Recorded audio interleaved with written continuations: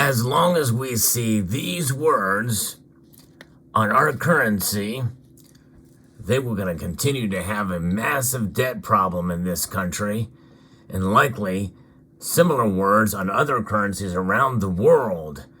Gold and silver really are the only answer. I'm going to explain why in this video as we explore.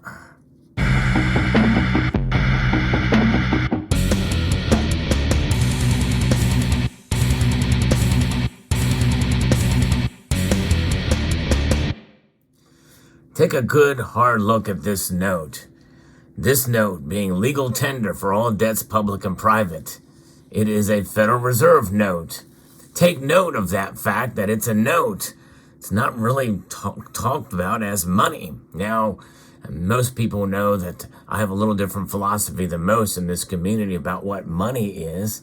I believe money being a store of value, there are different types of money. There can be bad money and good money. When it all comes down to it, this is considered bad money, unsound money. Most of us in this community, we believe in sound money. This is sound money that you see before you here in this display. I'm going to be referencing a piece that talks a little bit about the principles of what sound money is from the Future of Freedom Foundation. And I'm going to insert my commentary in it as well, but Jacob Hornberger is the author of this piece and really sums up well exactly how the Constitution constrained federal spending and debt. Because I'll give you a clue, a little foretaste of what's to come.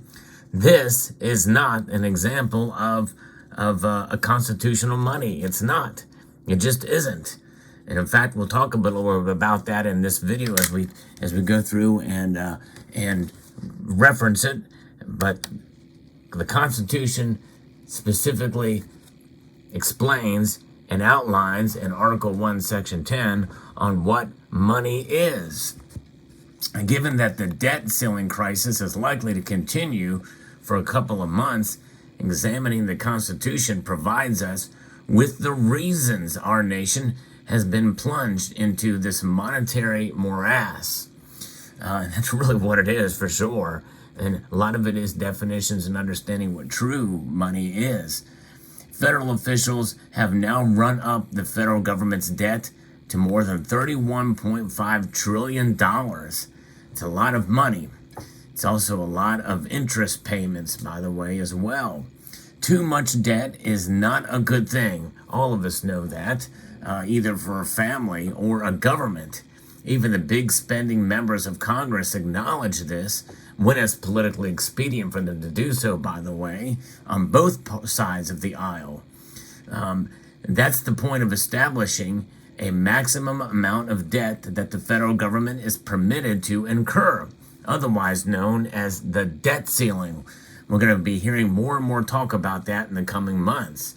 The problem, of course, is that every time the limit is reached, Congress raises it, thereby enabling more debt to be piled onto the previous debt. And that's a problem, folks, and that's going to continue to cause issues. And even though it may be a quick fix for the immediate now so that we don't default on our debts and because of the full faith and credit of the United States government, well, how much faith do you have in a government that is $31.5 trillion in debt? It should be zero or none, no matter how much they raise that debt limit. There is nothing unconstitutional, by the way, and this is an important point that Mr. Hornberger makes, is that there's nothing unconstitutional about the large amount of the federal debt. That's because the Constitution expressly delegates the power to borrow money to the federal government.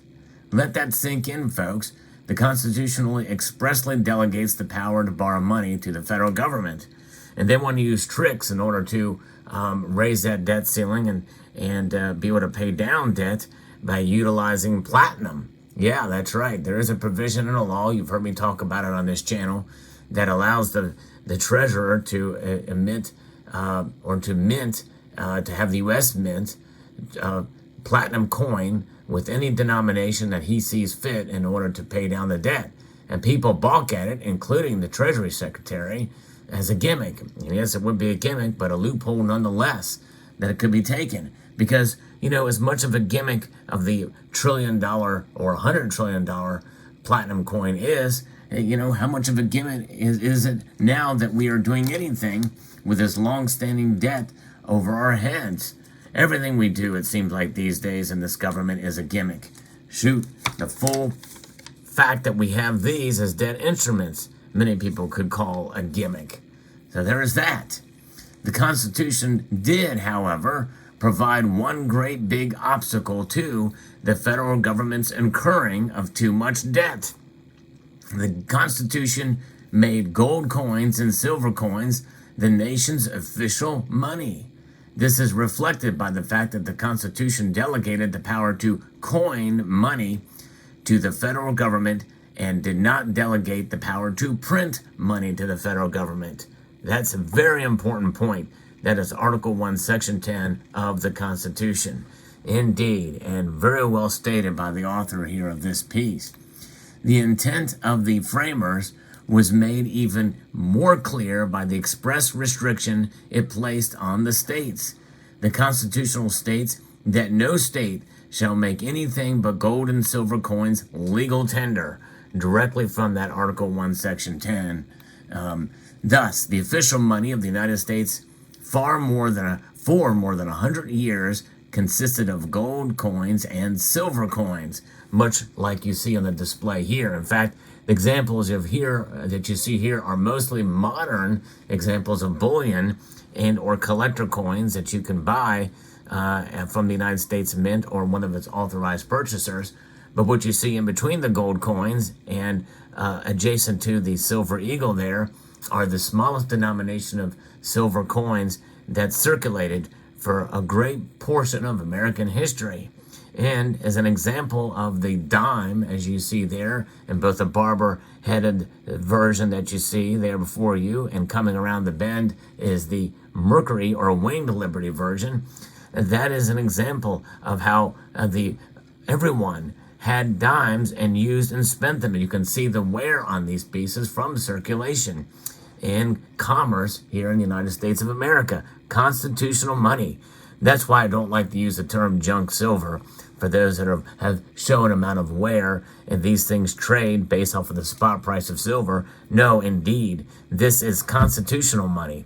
And for those other nations around the world that utilize it for much of their history, it is what I refer to as spending money. That's right, spending money. And that's exactly what silver is, spending silver. And because silver definitely has been money for thousands of years. And even though right now it is sort of asleep, I like to refer to it as dormant money or commodity money now. The official money of the United States for more than 100 years, again, consisted of these gold and silver coins. It's often said that America's monetary system was based on paper money that was backed by gold. Now, this is a mind-blowing fact here. Nothing could be further from the truth. There was no paper money because the Constitution did not permit the issuance of paper money, which the people of that time called bills of credit. And so I'm going to stop right there and let's go back through history.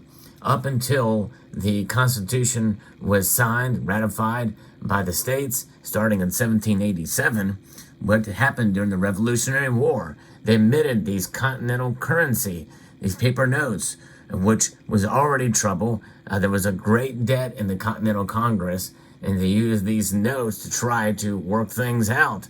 But you know what happened? Well, I printed a lot of them. Quantitative easing, negative 1.0.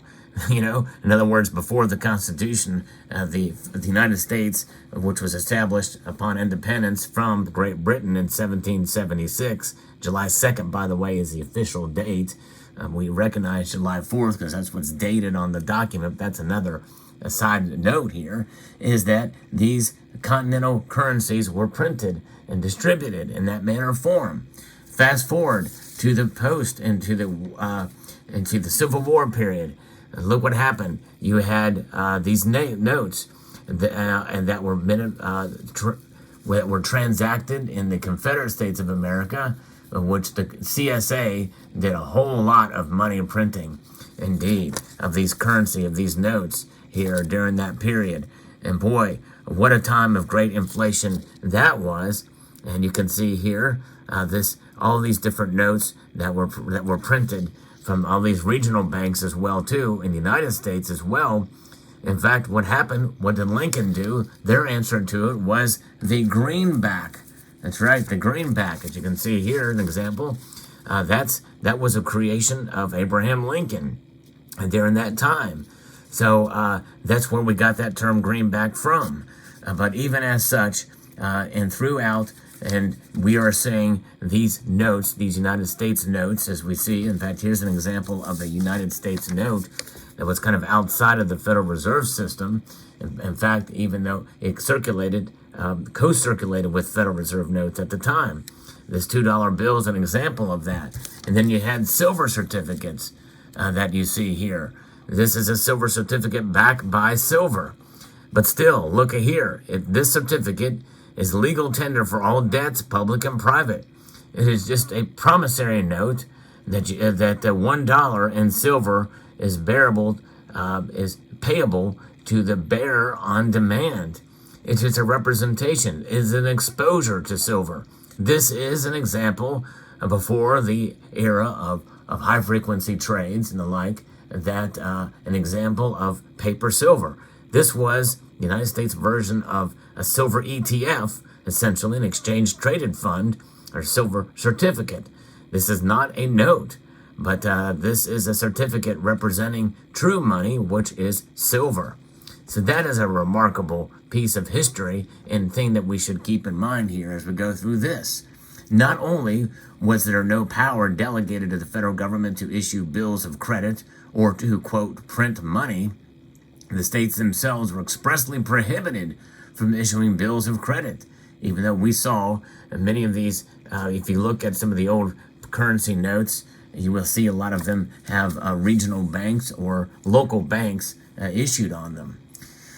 The federal government, as previously noted, was empowered to borrow money, which meant the issuance of instruments of indebtedness, such as bills, notes, and bonds.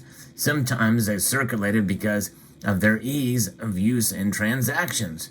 But everyone knew that these instruments of indebtedness weren't money, but rather promises to pay money. The money they promised to pay consisted of gold coins and silver coins. That is the official money of the United States. So let's assume hypothetically that the federal government owned 2 tons of gold. Let's also assume that it borrowed 1 ton of gold by issuing bills, notes, and bonds. Let's also assume that they spent everything they borrowed. Obviously, there would be no problem. When lenders demanded payment for the bills, notes, and bonds, the government could easily pay everyone off with the 2 tons that it originally had in its possession. What they instead issued bills, notes, and bonds totaling 2 tons of gold and spent it all? What if they did that? Again, there would be no problem because they could pay off everyone with the 2 tons of gold that the government originally owned. But what would have happened if they borrowed 4 tons of gold and spent it all? Then they would be in trouble. When people showed up to demand payment on their bills, notes, and bonds, the government would have had only 2 tons of gold and would have owned 4 tons. The government would have been bankrupt. That's how the gold coin, silver coin standard constrained federal spending. Federal officials knew that they could never borrow too much money or else they couldn't pay off everyone. That's exactly what the framers wanted. They didn't want the federal government to be borrowing excessively, but they didn't need to put a debt ceiling in the Constitution. They knew that America's official money, gold and silver coins, that the Constitution established would operate as a brake on federal spending by their mere existence. That's exactly right. Just the fact that they existed. And that is the power of gold and silver, no matter the form it takes. So what happened? Where is the gold coin and silver coin system that the Constitution established, the bimetallic standard? There never was a constitutional amendment that abolished the gold coin, silver coin system that the Constitution established and that remained in existence for well over a century? The answer to that was what Franklin Roosevelt did. He changed America's monetary system as president to the paper money standard that the framers had rejected. Yes, it did, because all of these notes that were issued, at a time were seen as these debt instruments, or the greenbacks that Lincoln had. Even he knew, and they knew, that essentially the true money, they were just certificates for real money. But it was Franklin Roosevelt that created and made this money. That's right. He made this money. And that is something that a lot of people really in this community have a hard time wrapping their head around. But essentially, that's what happened. So he basically did it under the guise of the emergency. He did it without even a semblance of a constitutional amendment. He said that the Great Depression, as the emergency, authorized him to modify the Constitution by changing the monetary system that the Constitution had established. Never mind the fact that the Constitution itself did not say that. In fact, the Constitution did not provide any emergency exception to its provisions, none whatsoever, especially since the framers knew that emergencies were the time-honored way for public officials to destroy the rights and liberties of the people. And I think really, in reality, that's kind of what happened as well during the Civil War, that the United States government did abandon a lot of provisions of the Constitution. And we've seen it now happening pretty much ad nauseum these days for, quote, emergencies. Once FDR's paper money was established, the floodgates were open to out-of-control federal spending and debt. Federal officials began spending and borrowing to their heart's content, first for their welfare state, and then also latter for their welfare state. Meanwhile, the Federal Reserve, which had been established in December of 1913, began printing the money to pay off the ever-increasing debt. That's why the purchasing power of the dollar, ever since the FDR's paper money system went into effect, decade after decade, plummeted to the tune of 98% loss of value since 1913, when this was established. It's insane to think about. That's robbery against you, the American citizen. And other nations are doing essentially the same thing, robbing you, the citizens, of the value of your hard work. This is why we accumulate and stack gold and silver. And so that's also the reason the American people are now on the hook for more than $31.5 trillion in debt, which amounts to more than $246,000 per taxpayer. That's us that pay in taxes in this country. We are on the hook for this. It's insane. But that's the nation we live in. And that's the world we live in. And there you have it. All the more reason to transfer these into these. And part of that could be accumulating dimes. Constitutional dimes is a reminder of how it used to be in this country, which, by the way, circulated alongside these notes during that time, and gold and silver bullion. Let me know what your thoughts are in the comment section below. Hope you found this video insightful and informative and educational. I'd like to extend a multitude of gratitude to all of you and to encourage you to please rate, share, comment, and subscribe.